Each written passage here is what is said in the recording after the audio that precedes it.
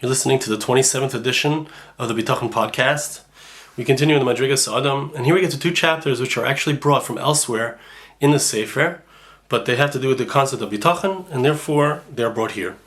There's a mistake that a person can make when it comes to the way that Hashem deals with us. It seems to a person that the effects of the actions that I do are much greater than they actually are. It seems like the Hishtadlus that I do is what creates the desired result. When a person has a life which they perceive as negative, as being cursed, all types of anger and pains, and the person perceives that all of my efforts don't get me what I want. I don't have as much recognition as I want. I don't have as much covet. I don't have as much money as I want. It's never enough.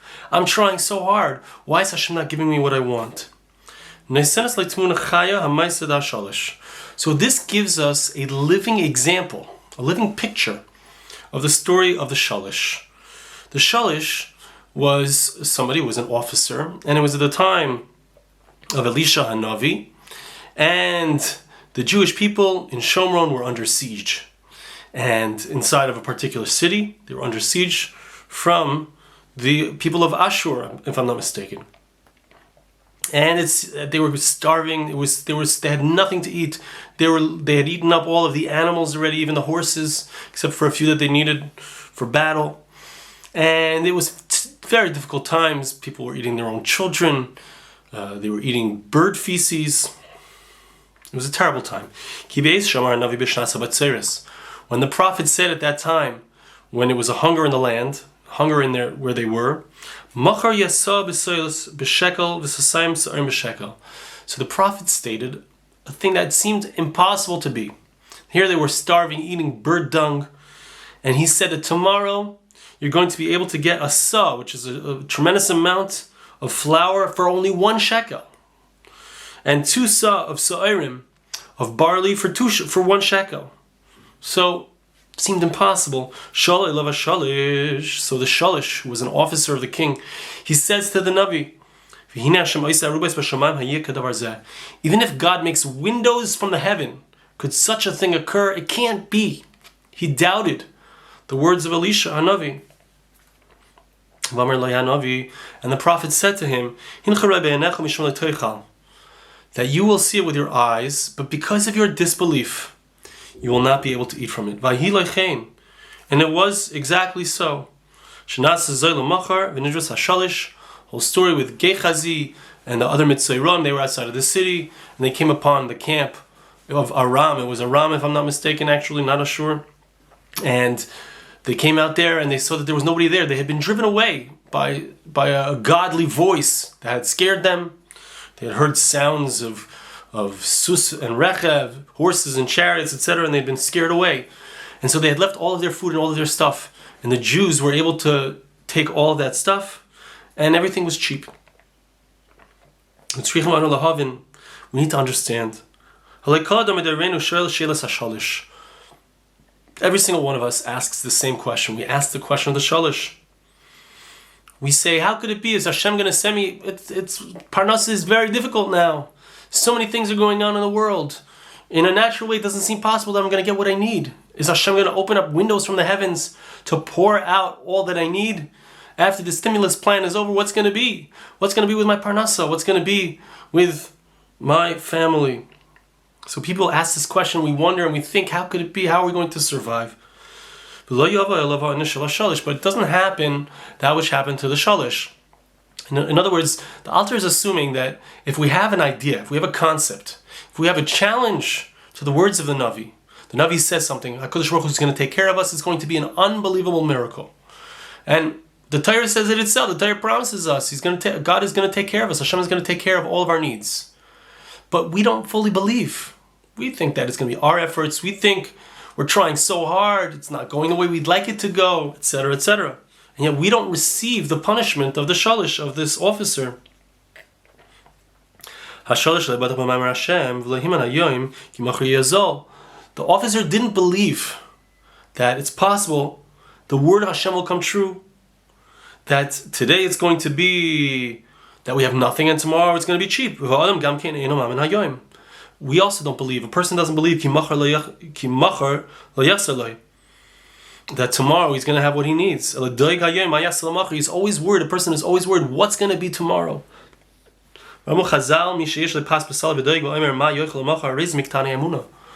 Chazal tell us, it's Gemara in Soita Daf Mem Ches Mem Beis, that if a person has food today, I have what I need today, I have the clothes on my back, I have a roof over my head, the electricity is still on, the water is still coming into the tap. Right? If I have what I need today, but I say to myself, what's going to be tomorrow? How am I going to survive tomorrow? I have very small faith. A person like that is very small faith. Hashem set on Rosh Hashanah, as we said in the Rosh Hashanah davening, mi yichyeh, mi yamus, mi barav, mi b'magifah, who's going to die of hunger, who's going to die from a plague. So we said all of that on Rosh Hashanah. And we also know that Hashem determines exactly how much parnasa we're going to have for our entire year on Rosh Hashanah. The Gemara in Yerushalmi says that people who are on a very high level, they wouldn't receive any gifts. They felt it would take away from what they were supposed to have for that year. They didn't want to take extra. So what? So it comes out that a person is trying, I want to get more. I want to get more now. I want to pull into myself that which Hashem is going to give me later. I want it now. Classic Vardik mashal. I believe that the Chavetz Chaim says this mashal as well. It's like somebody who's traveling in a train. He's pushing with his hand. He's pushing the chair in front of him. He wants it to go faster. He wants the train to go faster. He thinks that by pushing on the seat in front of him, it's going to make the train go faster. That's exactly us. It's exactly us. We're trying to push. I want to get this parnasa going. I want to get this thing going. I want to see more success. I want my kid to get into yeshiva. I want this. I want that. All of these things. I'm pushing. But I'm just pushing on the seat in front of me. It's something that's already done. HaKadosh Baruch Hu has already decided which yeshiva my son is going to be in, who's going to be the shidduch for my child, who is going to be my shidduch, who's going to be my grandchildren's shidduchim. It's already decided.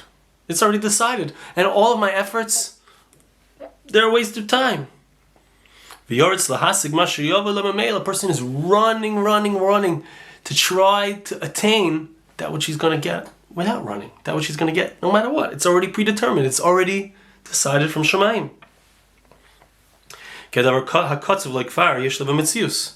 That which is already set for him, he has already.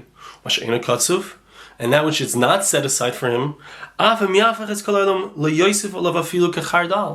if he turns over the entire world, he won't be able to get anything more, even a mustard seed. If a person doesn't pay attention to this idea, instead he depends on his own efforts, and he is involved, and the power of his own body and his own machinations. So that type of thought, that type of thinking, that type of approach to life is no different than a shalish. This guy who says, how is it going to, what God is going to create windows in the heaven to bring down this amount of bounty? Why is a person so involved in Hishtadlus? Why is a person so involved in trying so hard? He's pushing. And he's pushing, he's trying so hard to make earlier that which Hashem wants to be later. It's because of this thought, the shalash's thought, this mistaken thought, which is it's inside of him, it's lamenting, it's saying, and it's convincing him to think. And if he doesn't do it with his 10 fingers, it's not going to fall from heaven for him. And it'll be just like a wilderness which is unplanted.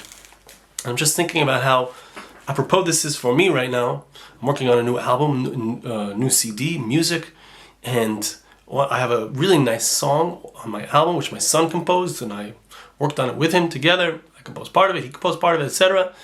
And it's a song it's a very nice, has such a tam, the song, and I hired a choir to sing in it, a Hasidic choir, and there's a Hasidic, some Yiddish words in it, and I thought, I'm going to have, this guy's going to sing it with me. I find a Hasidic singer to sing it with me, it'll be a duet.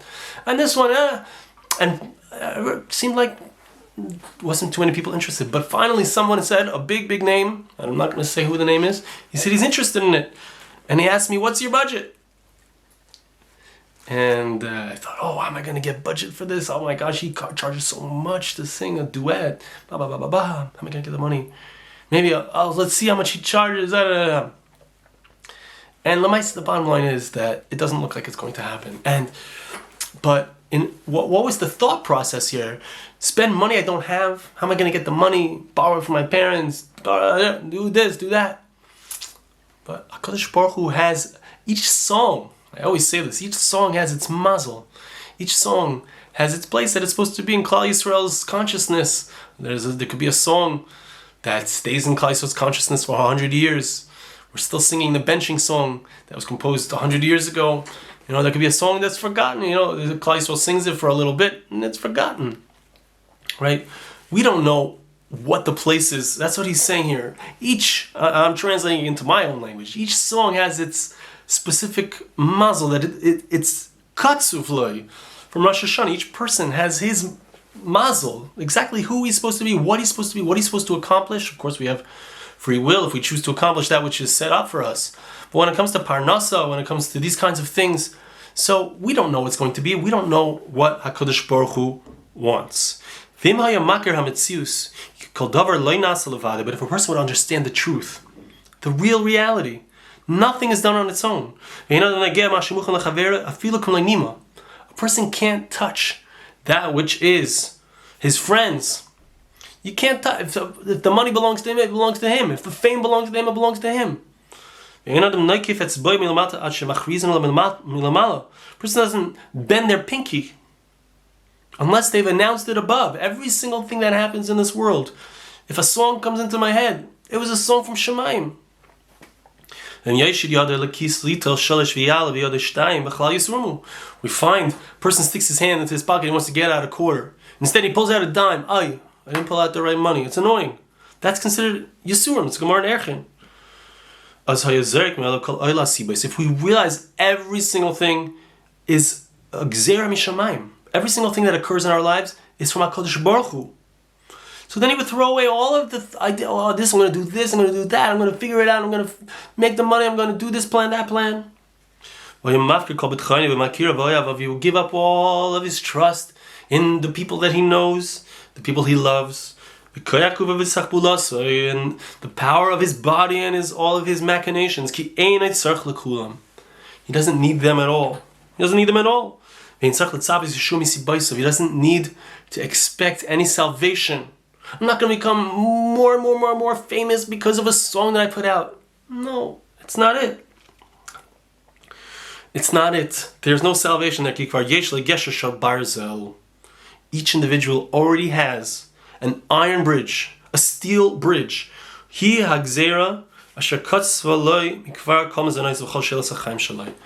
Every single thing is already determined. Every single thing HaKadosh Baruch Hu already was geyser on Rosh Hashanah.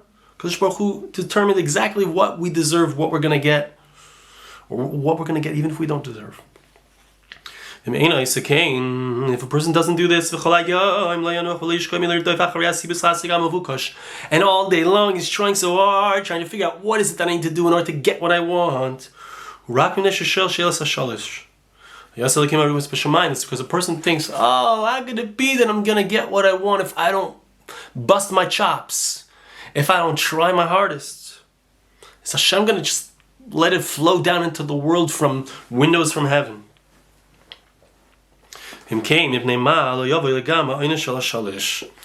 his question here, we're going to end with this question, we'll come back to this next time, but the question is, if that's the case, so we're asking the same question as a shalish. How is Hashem just going to let it flow out onto us? It's just going to happen? So the first thing is we need to know that's how we're thinking like the shalish. And second thing we need to know is, what is the result of it? Because if we behave like the shalish, so then we should experience what the shalish experienced, which was he was trampled. He saw the success, he saw the cheap food that was there in front of them, but he wasn't able to take from it. So we have to see that lamaisa, everything in this world, when the Torah tells us the story of the shalish, it's because there's a spiritual reality which is being expressed in that story, and that spiritual reality is true 2,500 years ago, and it's true today. That spiritual reality doesn't change. It's a spiritual fact. If you trust in Hashem, He gives you what you need. If you don't, Hashem leaves you to your own machinations, your own efforts, and you end up with the results of your actions, which are insignificant compared to what HaKadosh Baruch Hu can do. And a person will see it and will be able to eat from it. So we'll need to see how does that play out. Because it's so important to understand that in the spiritual realms, in the world that we live in, there are an antecedent and a result. We have the efforts that we do, and we get what we put in, right? If we put into Bitachon, so we get HaKadosh Baruch Hu is on our side. If we put it in Hishtadlus, so we only get whatever the Hishtadlus produces. And that's not going to be enough for us, because it's never going to be enough. And there are negative results from our actions. Well, if we don't believe that HaKadosh Baruch Hu can do miraculous things for us, Hashem says, Gesundheit, I won't. Right? So everything is dependent on us. And the results are, we get what we put in, as we spoke about last time. We get whatever we put in. And so, we're going to find out more about this next time. But the point is, it's so important to look around and see HaKadosh Baruch Hu is responding to us. Hashem responds to us when we are involved in Bitachon. We see all the time HaKadosh Baruch Hu takes care of us. I don't remember if I mentioned this on the last podcast when my daughter told me, my 5-year-old, that she had Bitachon. She was on the yellow table. She wanted to be on the blue table with the other girls. She had Bitachon and she was going to be by the blue table. And her teacher moved her to the blue table. Another daughter of mine, my 11-year-old yesterday, she said there was some kind of contest. A bunch of girls won the contest. And then they did a hagrala, they did a raffle. Who was going to win the can of soda? And she had Bitachon. She would win the can of soda. And she won the can of soda. Right? So HaKadosh Baruch Hu, we do something. The response that we get back from HaKadosh Baruch Hu is kafi what we put in. And that's the bottom line here. And we need to know if we are seeing negative results, sometimes it's because HaKadosh Baruch Hu is saying no, it's not good for us, whatever it is. But sometimes it's because we haven't properly developed our relationship with HaKadosh Baruch Hu, our relationship with Him. That means that we need to be working on that. And we'll see more about that next time. Thank you so much for listening.